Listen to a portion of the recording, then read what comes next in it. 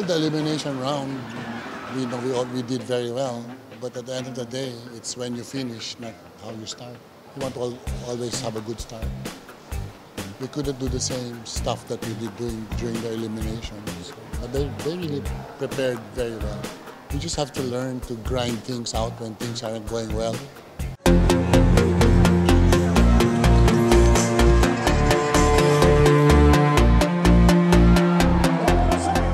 Wala eh.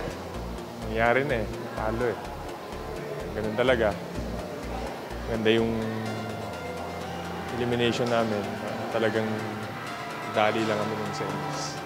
Masasabi ko na lang siguro na outwork kami. Pero sa tingin ko, first season ko, nakulangan ako pero okay na para sa akin. Pwede na natin ibigay sa kanya. Kasi alam ko naman, konti lang yung diferensya namin nung binabas yung stats. Tapos ngayon papasok pa siya. Bigyan na natin sa kanya.